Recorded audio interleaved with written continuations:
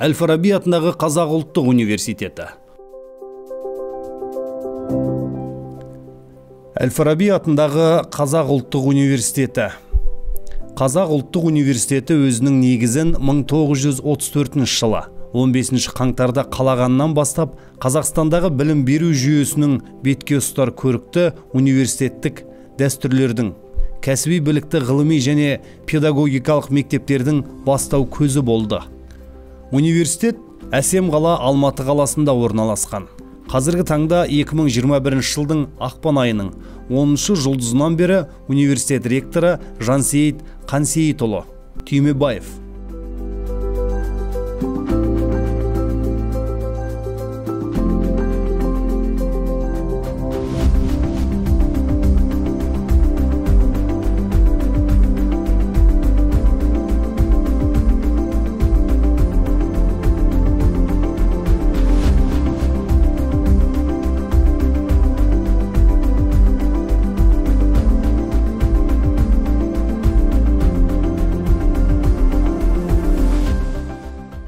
Университетте 2000-нан астам жоғары білікті оқытушы жұмыс істейді. Соның ішінде 1000-нан астам ғылым докторы мен кандидаты, 100 академик пен 50 философия докторы бар. Қазақ ұлттық университетінің құрамында ғылыми зерттеу институттары, зертханалар, студенттер сарайы, орталықтар, 16 факультет, 180-нен астам мамандық, 261 білім беру бағдарламалары, 9 оқу корпусы, 17 студенттер үйі, 2 спорт кешені, 1 кітапхана, 1 бассейн, 1 коворкинг орталығы, үздіксіз білім беру және біліктілікті арттыру институты, әскери кафедра, әртүрлі мемлекеттердің мәдени ағарту орталықтары бар. Қазіргі уақытта 2021 оқу жылында университет қабырғасындағы 25 мыңнан астам білім алушы бар.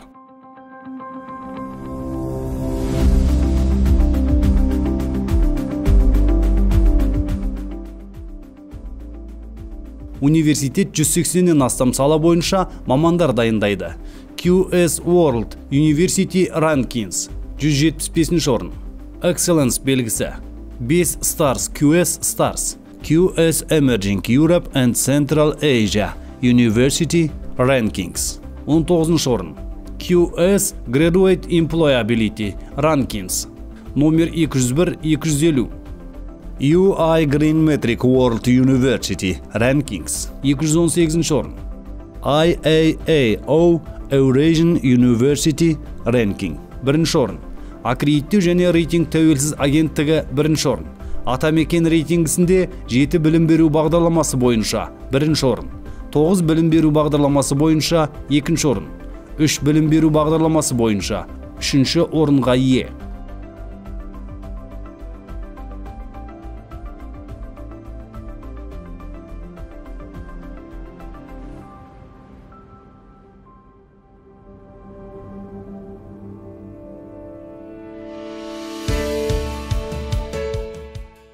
...2020 оқу жылы түлектерінің жұмысқа орналасу көрсеткіші 90%. 2021 оқу жылы қорытындысы бойынша 85%.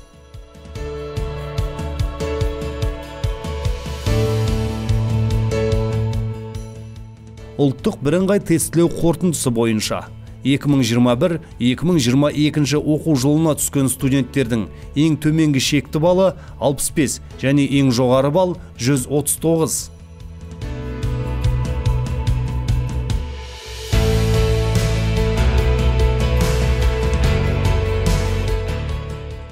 Оқу ақысы 1 миллион теңгеден 1 миллион 600 мың теңгеге дейін.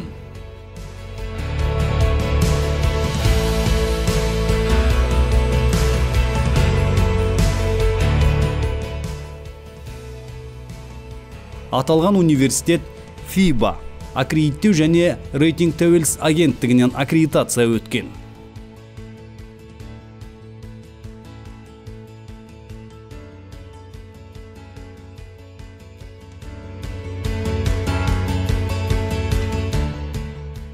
Қазақ ұлттық университетінің бетке ұстар атақты түлектерінің арасында жазушы, поэт, Олжас Сүлейменов.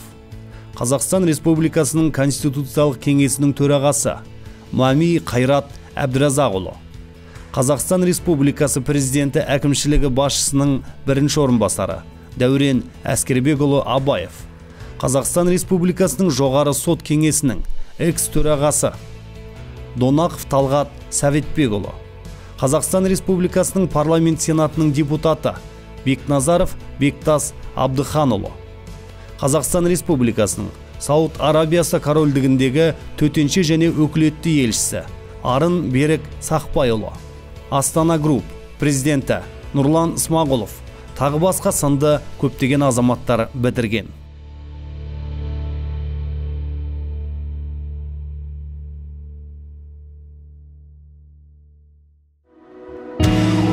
Академик Бөкетов атындағы Қарағанды университеті 1938 жылы Қарағанды мұғалімдер институтының ашылуы. 1952 жылы Қарағанды мұғалімдер институты педагогикалық институт болып қайта құрылды. 1972 жылы педагогикалық институт Қарағанды мемлекеттік университеті болып қайта құрылды. 1992 жылы Қарағанды мемлекеттік университетіне академик Евней Арыстанұлы Бөкетовтың есімі берілді. 1972 жылы Қарағанды мұғалімдер институты студенттерінің алғашқы жиыны небәрі 117 адамды құрады. Институт тарих, қазақ тілі мен әдебиеті және орыс тілі мен әдебиеті мұғалімдерін даярлады. Барлығы 4 кафедра жұмыс істеді. Марксизм, ленинизм, педагогика, тіл және әдебиет, тарих. Оқытушылар құрамына Карлактан босатылған революцияға дейінгі педагогикалық өтілі бар тарихшылар мен филологтар кірді. Дәл осы кісілер мен олардың шәкірттері өңірдегі жоғары білімнің іргетасын қалады. Институттың алғашқы кітапхана қоры Герцен атындағы Ленинград педагогикалық институты сыйға берген 7000 кітаптан тұрды. Институт басшысы бұрынғы орта мектеп директоры Репалова болды. 1972 жылдың наурыз айында Қарағанды мемлекеттік университетінің салтанатты ашылуы өтті. Ашылу салтанатына белгілі қазақ жазушысы Сәбит Мұқанов қатысты. Университет ректор болып техника ғылымдарының докторы, профессор Бөкетов Евней Арыстанұлы тағайындалды. Ол университеттің дамуына үлкен үлес қосты. Оның басшылығымен заманауи материалдық техникалық база жасақталып, ғылыми инфрақұрылым жүзеге асырылды. Бөкетов Америка құрама штаттары, Канада, Австралия, Швеция, Финляндия, ГДР, Италия, Жапонияда патенттелген 200-ден астам ғылыми еңбектің, 9 монографияның, 90 ғылыми өнер табыстың авторы. 1991 жылы университетке оның есімі берілді.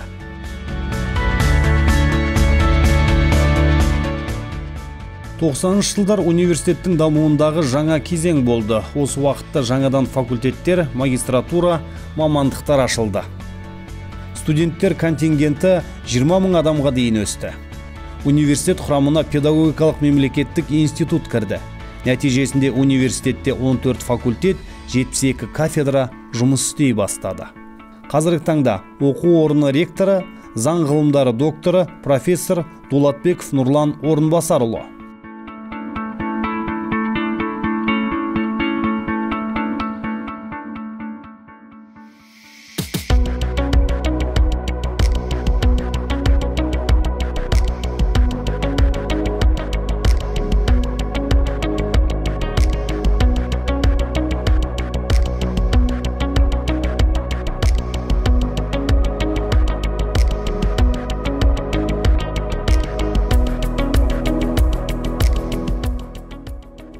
Университетте 10 оқу корпусы, 7 студенттер үйі, кітапханада 10 оқу залы, 8 электронды ресурстар кабинеті, 4 коворкинг орталығы, 11 спорт залы бар.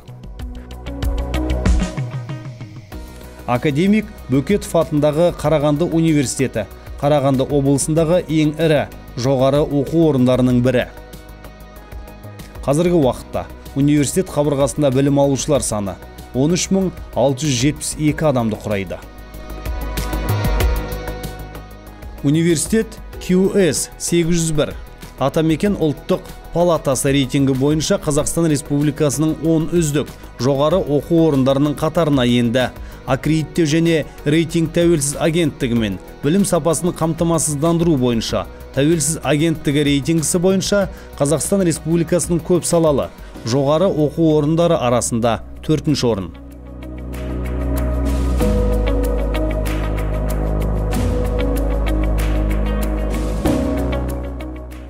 2020 оқу жылы түлектерінің жұмысқа орналасу көрсеткіші 84,5%.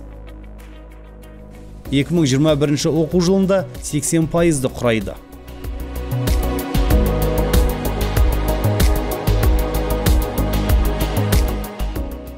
Ұлттық бірыңғай тестілеу қорытындысы бойынша 2021-2022 оқу жылына түскен студенттердің ең төменгі шекті балы 55 және ең жоғары бал 137.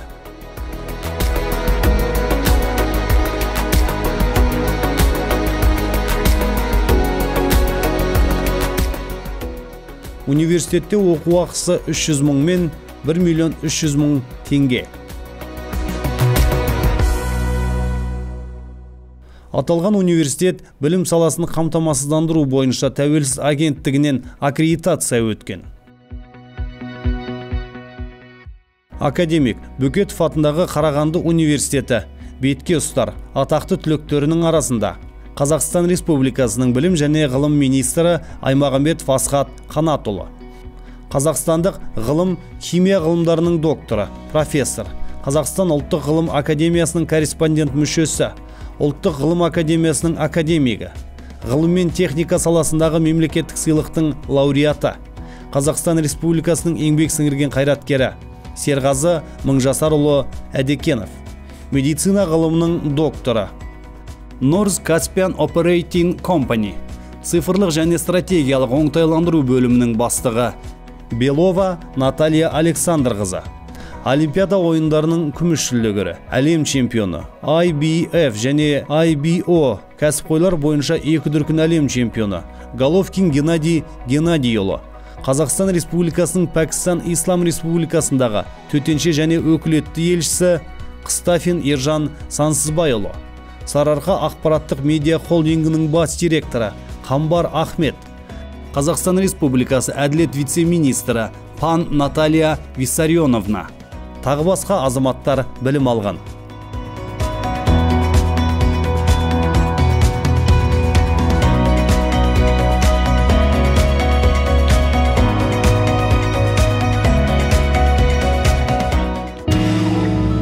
Жұбанов атындағы Ақтөбе өңірлік университеті.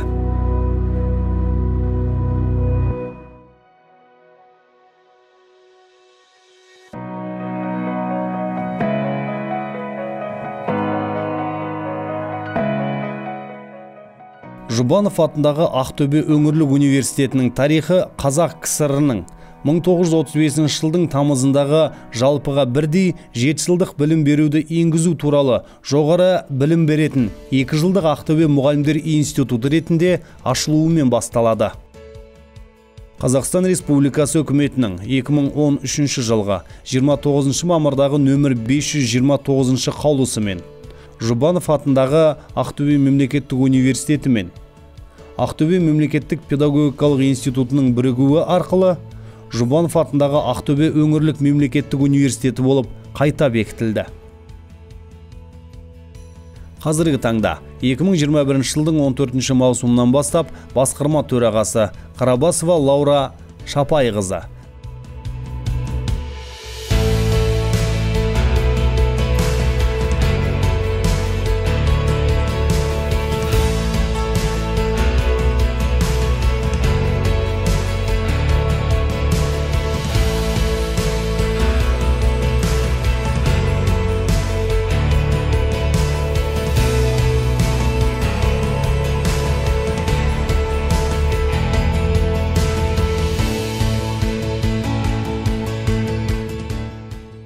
білім ордасы Ақтөбе қаласында орналасқан.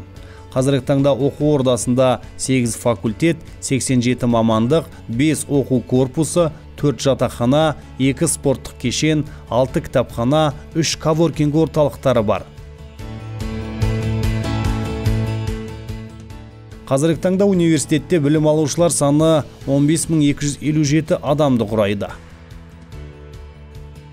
Университет атамекен Қазақстан Республикасының ұлттық кәсіпкерлік палатасы рейтингісі бойынша 8 білім беру бағдарламасы бойынша топ 3-ке, 11 білім беру бағдарламасы бойынша топ 5-ке, 25 білім беру бағдарламасы бойынша топ 10-ға кіреді. Аккредиттеу және рейтинг тәуелсіз агенттігінің рейтингісі бойынша 4-ші орында.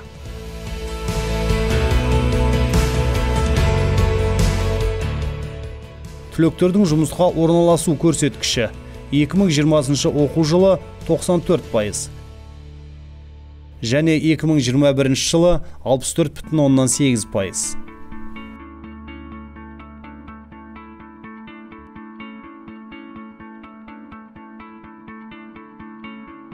Ұлттық бірыңғай тестілеу қорытындысы бойынша 2021-2022 оқу жылына түскен студенттердің ең төменгі шекті балы 50 және ең жоғары бал 129.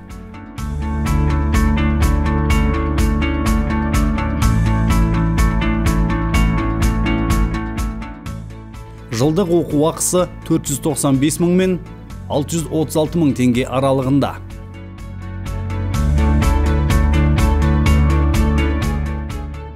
Жұбанов университеті келесі түлектермен мақтан тұтады. Олар Қазақстан Республикасы президентінің көмекшісі Карин Ерлан Тынымбайұлы, Ақтөбе облысының әкімі Оразалин Оңдасын Сейілұлы, қазақстандық салық, білім және ғылым қызметкерлерінің кәсіптік одағы төрағасы Мұқашева Айгүл Мақсатқызы, әнші Нұрболат Абдулин, әнші, композитор, продюсер Айтбаев Қанат және Айтбаева Светлана,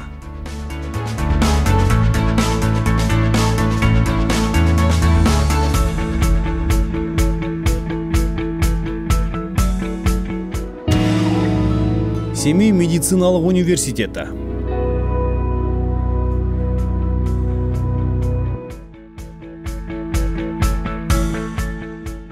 Семей медицина университетінің тарихы 1953 жылдың 1 қыркүйегінде емдеу ісі факультетіне 320 студенттің қабылдауымен басталды. Университеттің қызмет ету барысында 25 мың түлек бітіріп, олар Қазақстан және алыс жақын шетелдерде қызмет атқарып келеді. Олардың арасында Ұлттық ғылым академиясының 3 академигі, Қазақстан Республикасы парламентінің депутаттары, 6 адам медициналық жоғарғы оқу орындарында ректорлық қызмет атқарып, облыстық денсаулық сақтау департаментінде 14 басшы және басқа да ғылым және тәжірибе саласында қайраткер жұмыс жасауда. Соңғы жылдары оқу үдерісін жетілдіру жұмыстары ұйымдастырылып, ғылыми медициналық әлеует дамып, материалдық техникалық база бекемделді. Жоғарғы оқу орындары елде және әлемде танымал болып, қарқынды түрде дамуда. 2009 жылдан бастап оған университет мәртебесі берілді. Қазіргі таңда бұл Шығыс Қазақстан облысы және Павлодар аймақтарында көп профильді медициналық университет, білім және мәдени орталық болып табылады. Білім ордасы Семей қаласында орналасқан. Қазіргі таңда басқарма төрағасының міндетін атқарушы Жанаспаев Марат Аманғазыұлы.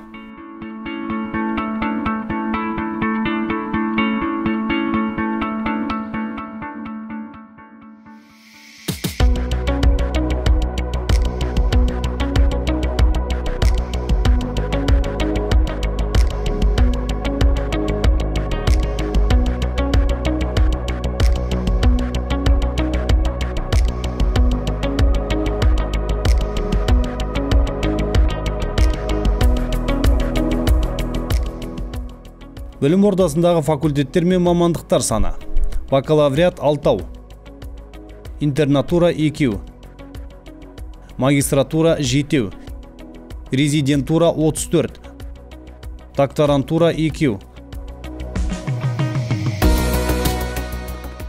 6 оқу корпусы, 3 жатақхана, 2 спорттық кешен, 1 кітапхана, 3 коворкинг орталығы бар. Жоғары мақсатқа жету үшін университетте 1500-ден астам профессор, оқытушылар, қызметкерлер мен дәрігерлер еңбек етуде. Жыл сайын 600-ден астам талапкер университеттің студенттер қатарына қосылуда. Студенттердің жалпы құрамы 4754 адамнан асуда. Бакалаврда 3209, интернатурада 910, резидентурада 529, магистратурада 32, докторантурада 74. Университетте Үндістаннан, Пәкістаннан, Ресейден, Монғолиядан келген шетелдік студенттер білім алуда. Аталған университет білім сапасын қамтамасыздандыру бойынша тәуелсіз агенттігінен аккредитациядан өткен.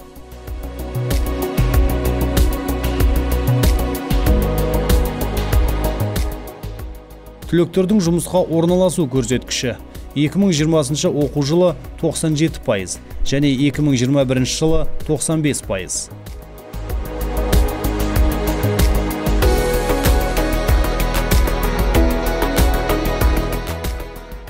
Ұлттық бірыңғай тестілеу қорытындысы бойынша 2021-2022 оқу жылына түскен студенттердің ең төменгі шекті балы 70 және ең жоғары бал 138.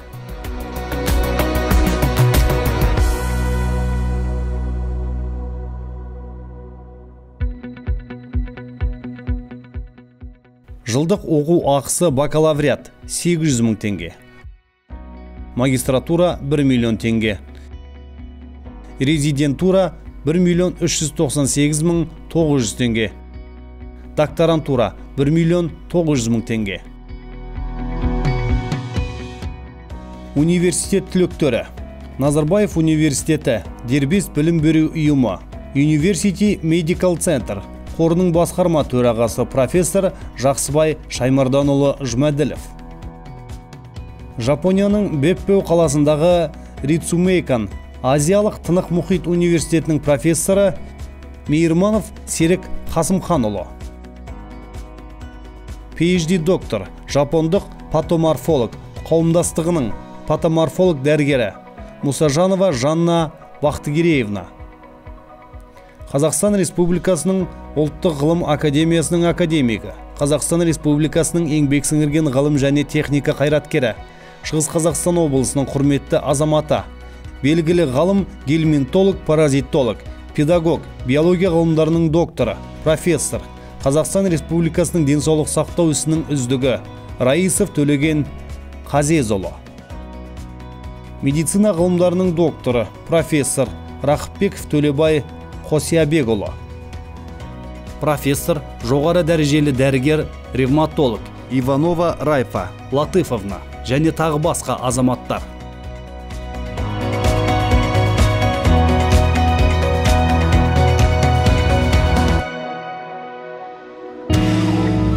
Қарағанды техникалық университеті.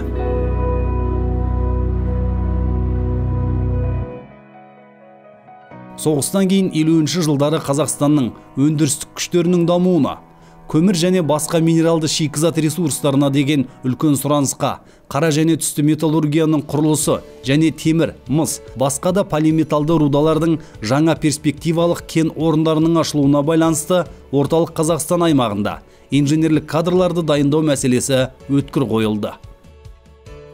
1953 жылы КСРО министрлер кеңесі тау-кен мамандықтары бойынша инженерлерді дайындаудың және Қарағандыда, Пермиде және Тулада тау-кен институттарының ашылуы әрі қарай кеңейді және жақсаруы туралы қаулы қабылдады.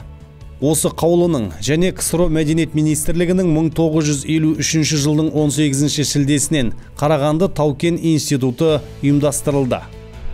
Университет Америка, Еуропа және ТМД-ның ірі жоғарғы оқу орындары: Луизиан техникалық университеті, ақш, Фрайберг тау-кен академиясы, Германия, Томск политехникалық университеті, РХДУ, МЭИ, Мәскеу болат және қорытпа институтымен және тағы басқа қос дипломды білім беру бағдарламаларын іске асыруда.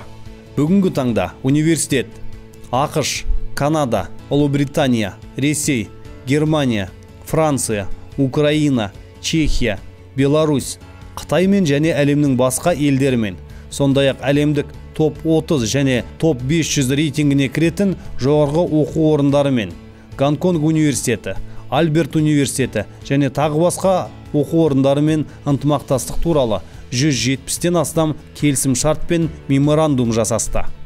Қарағанды мемлекеттік техникалық университеті магистранттары, докторанттары шетелдің жоғарғы оқу орындарында ғылыми машықтанудан, Қарағанды мемлекеттік техникалық университеті біліктілікті көтеру курстарынан машықтанудан өтеді. Студенттер академиялық мобильдік бағдарламалары бойынша және қос дипломды білім беру бағдарламалары аясында білім алады. Бүгінгі таңда Қарағанды мемлекеттік техникалық университетінің 100-ге жуық студенті мен магистранты болашақ бағдарламалары бойынша ақш, Англияның, Францияның, Германияның, Кореяның үздік университеттерінде білім алуда. Қазіргі таңда 2016 жылдың желтоқсан айынан бері Қарағанды техникалық университетінің ректоры қызметін Ибатов Марат Кеңесұлы атқарады.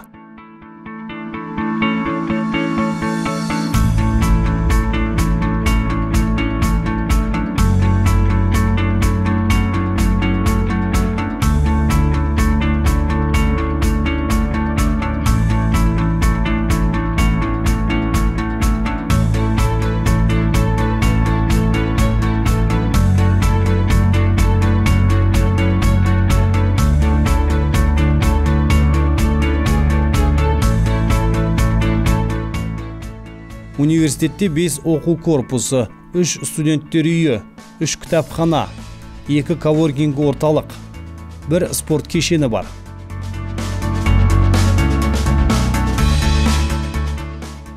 Қарағанды техникалық университеті Қарағанды облысының ең ірі жоғары оқу орындарының бірі. Қазіргі уақытта университет қабырғасында білім алушылар саны 8904 адамды құрайды.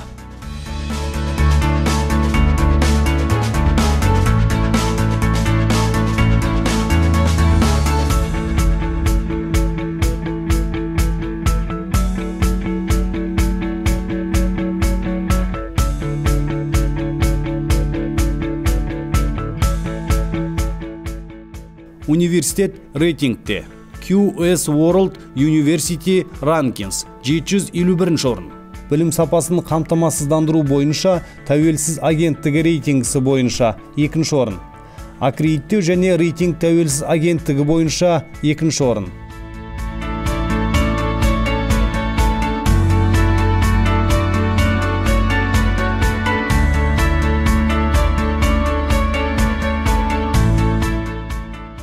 ...2020 оқу жылы түлектерінің жұмысқа орналасу көрсеткіші 97%-ды құрайды.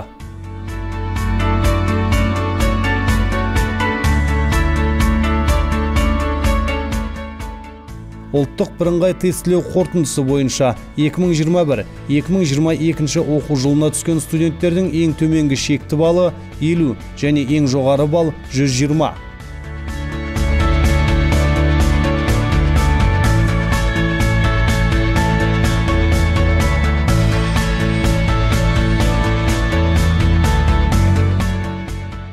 Университетте оқу ақысы бакалавр 650 мың, магистратура 465 мың, докторантура PhD 1 480 020 теңге. Аталған университет АКУИН, КАСИ, аккредиттеу және рейтинг тәуелсіз агенттігімен білім сапасын қамтамасыздандыру бойынша тәуелсіз агенттіктерінен аккредитация өткен. Қарағанды техникалық университетінің бетке ұстар атақты түлектерінің арасында Қазақстан Республикасының тұңғыш президенті Елбасы Нұрсұлтан Әбішұлы Назарбаев, Қазақстан Республикасы парламенті мәжілісінің төрағасы Нұр Отан партиясының мәжілістегі фракциясының жетекшісі Нығматуллин Нұрлан Зайроллаұлы, боксшы 2005-2007 жылдардағы әлем чемпионы, 2012 жылғы Олимпиада чемпионы, Қазақстан Республикасының еңбек сіңірген спорт шебері, 2012 жылы Вэл Баркер кубогының жеңімпазы Серік Жұманғалиұлы Сәпиев, қазақстандық мемлекет және қоғам қайраткері, Астанадағы мемлекеттік қызмет саласындағы аймақтық хаптың басқарушы комитетінің төрағасы Әлихан Мұхамедияұлы Байменов азаматтар білім алған.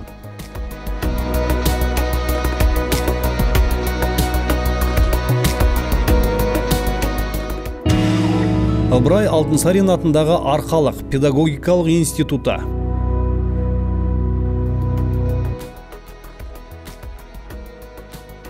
Қазақстан Компартиясы орталық комитетінің және КСР Министрлер кеңесінің 1972 жылдың 12 сәуіріндегі нөмір 220 қаулысына сәйкес Арқалық мемлекеттік педагогикалық институты құрылды. 5 жылдан кейін Ыбырай Алтынсарин есімі берілді. Студенттер саны 200-ден 2500-ге дейін, ал профессор оқытушылар құрамы 17-ден 210-ға дейін өсті. Олардың ішінде 40 оқытушының ғылыми дәрежесі және атағы болды. Институттың негізін салушылардың бірі тұңғыш ректор, техника ғылымдарының докторы Мырзағали Отарұлы Төлегеновтың үлесін ерекше атауға болады. Институт студенттері спорттық іс-шараларға, қалалық біріншілік үшін өткізілетін жарыстардан бастап әлем чемпионатына қатысып, жүлделі орындарды иеленуде. Жеңістің, жүлделі орындардың басым бөлігі күрес және самбомен айналысушы спортшылардың еншісінде. 1976 жылы қазақтың ұлы ағартушы педагогы Ыбырай Алтынсариннің ғылыми педагогикалық мұражайы ашылды. Осыған орай алғаш рет Алтынсарин оқулары салтанатты түрде өткізілді. Институт миссиясы жоғары кәсіби және тұлғалық жетістіктерге жетуге қабілетті педагогикалық кадрларды даярлау. Қазіргі таңда 2012 жылдың қаңтар айынан бастап Ыбырай Алтынсарин атындағы Арқалық педагогикалық институтының ректоры Қуанышбаев Сейітбек Бекенұлы.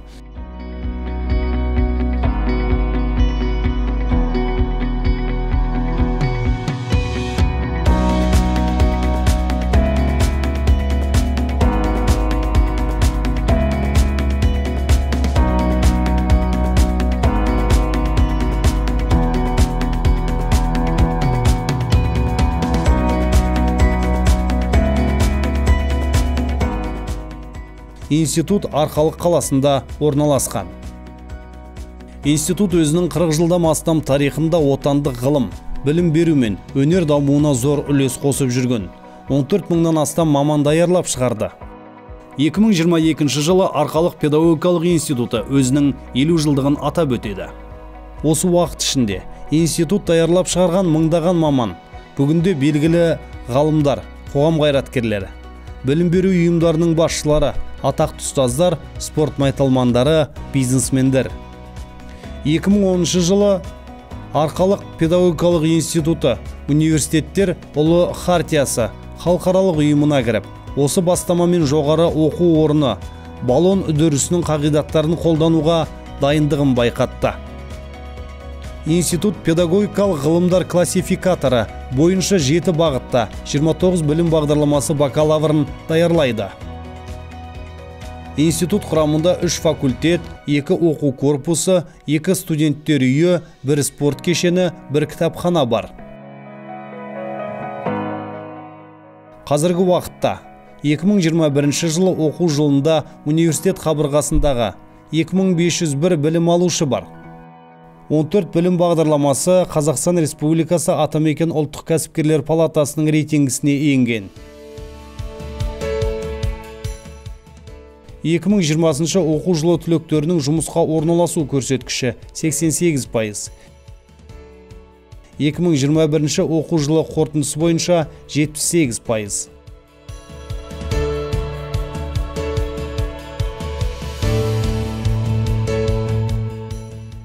Ұлттық бірыңғай тестілеу қорытындысы бойынша 2021-2022 оқу жылына түскен студенттердің ең төменгі шекті балы 75 және ең жоғары балы 114.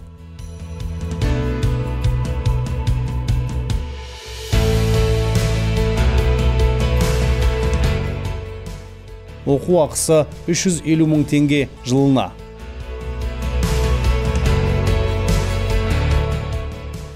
Аталған институт аккредиттеу және рейтинг тәуелсіз агенттігінен аккредитациядан өткен. Оқу орнының бетке ұстар атақты түлектерінің арасында Медет Шайкелов, Естек Ерланов, Айдос Есмағанбетов, Досжанов Амангелді азаматтар білім алған. Оңтүстік Қазақстан педагогикалық университеті. Университет тарихы 1937 жылдан басталады. Сол жылдың 19 наурызында КСР Халық комиссарлар кеңесінің қаулысымен Шымкентте Мұғалімдер институты ашылған. Білім ордасы 1954 жылы КСР министрлер кеңесінің үкімімен педагогикалық институты болып қайта құрылды. 1987 жылы институттың 50 жылдық мерейтойына орай оқу орнына Мұхтар Әуезов есімі берілді. Қазақстан Республикасы үкіметінің 2011 жылғы 28 маусымдағы нөмір 722 қаулысымен Оңтүстік Қазақстан мемлекеттік педагогикалық институты болып қайта ашылды. 2017 жылдың 17 қарашасында Қазақстан Республикасы үкіметінің нөмір 753 қаулысымен Оңтүстік Қазақстан мемлекеттік педагогикалық институтына университет мәртебесі берілді. Қазіргі таңда 2020 жылдың ақпан айынан бастап басқарма басшысы ректоры Сүгірбаева Гүлжан Дәулетбек қызы. Университет Шымкент қаласында орналасқан.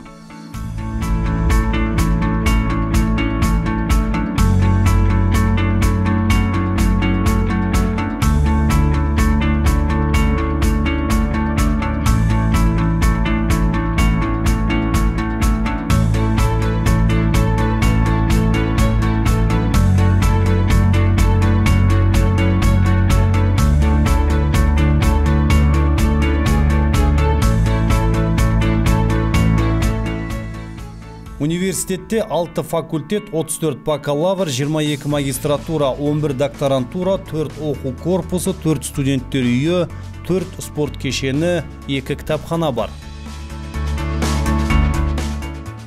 Студенттердің білім алуын қамтамасыз ететін 4 оқу корпусы мен 4 студенттер үйінің материалдық техникалық базасы толық заманға сай жабдықталған. Ғаламтор қолжетімді. Оқу корпустарында арнайы демалыс бұрыштары бар.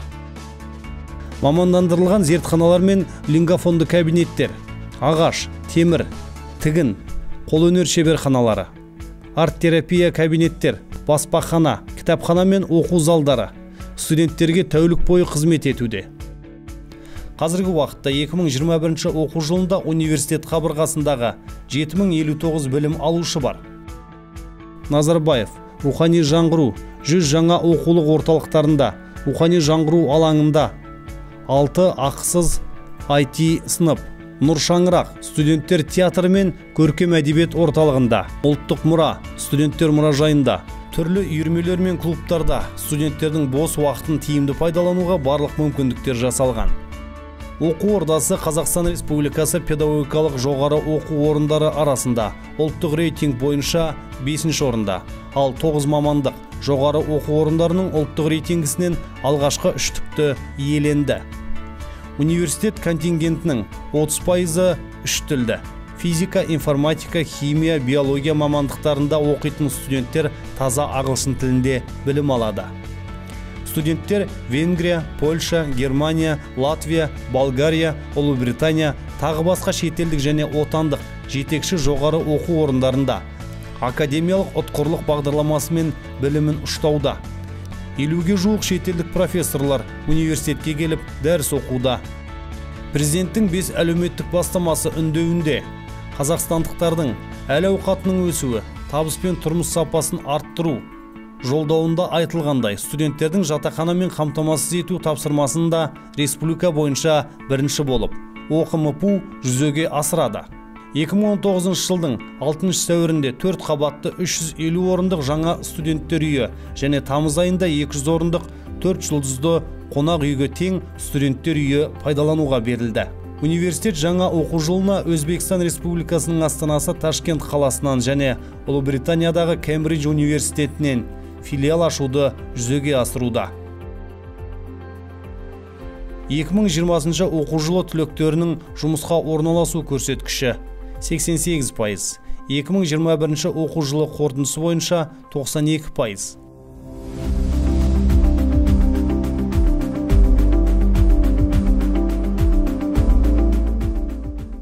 Ұлттық бірыңғай тестілеу қорытындысы бойынша 2021-2022 оқу жылына түскен студенттердің ең төменгі шекті балы 75 және ең жоғары бал 135.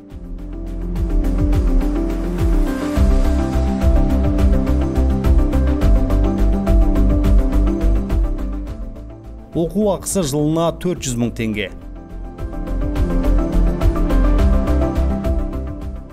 Аталған университет білім сапасын қамтамасыздандыру бойынша тәуелсіз агенттігінен аккредитация өткен. Университеттің бетке ұстар атақты түлектерінің арасында Мұхтар Шаханов, Исраил Сапарбаев, Есенқарақызы Ханбибі, Сүгірбаева Гүлжан, Исабек Баршагүл, Алтынай Жорабаева, тағы басқа азаматтар бар.